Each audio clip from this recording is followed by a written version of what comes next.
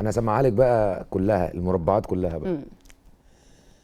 انا قلت ده فراق ولا دلع يعني، والله ما انا داري بالفرقة وما فيه، من كتر الافكار والايام انا خاشي، ونويت اغاجر وانصف في الجو الخاشي، واديني ماشي على دي بقول يا حيت داريني سافر حبيبي وداخل لي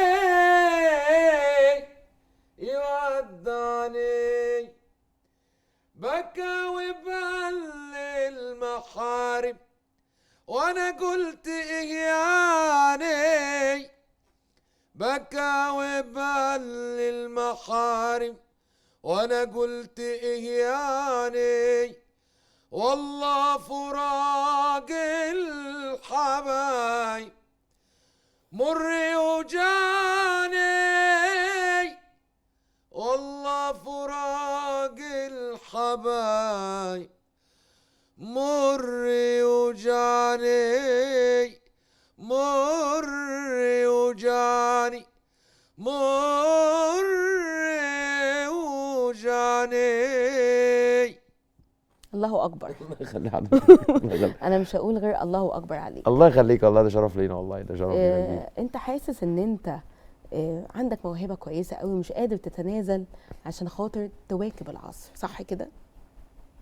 مش عايز اقول انا عندي موهبه ومش عندي موهبه، دي الناس برضو اللي تحكم عليها. الناس كلها بس أنا بتحكم بحب. بالعشرة ان أنا انت عندك موهبه. الحمد ما لله. تقلقش. الحمد لله من فضل ربنا سبحانه وتعالى. حاسس ان في ناس اقل منك في الموهبه انطلقوا وعملوا فلوس طبعا وانت في دي حته ارزاق. تانية. طبعا طبعا اكيد، ودي ارزاق. انا كنت في الاول متضايق ومش عارف ايه وبتاع وكده، بس لقيت ان دي ارزاق ربنا سبحانه وتعالى بيقسمها لعباده، ملناش دخل فيها يعني. واكيد من جد وجد يعني، ممكن هو يكون كل هم واحد بيبقى له رزقه طبعا. طبعا مم. ونعم بالله.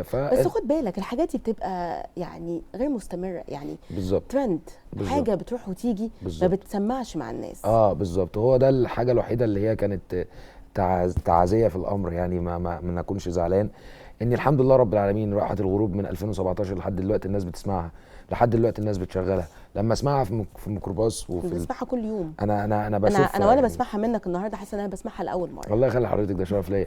لا يعني انا مثلا كل اغنيه بلاقيها مثلا يعني بنقيس النجاح ازاي؟ بنقيسه من خلال اللي يعلم مع الناس. اللي يعلم مع الناس، مش اي ناس.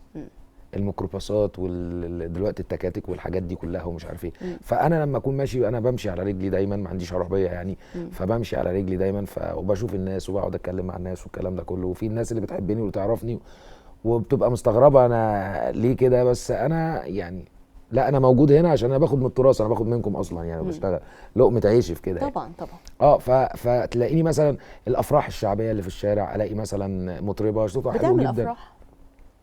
لا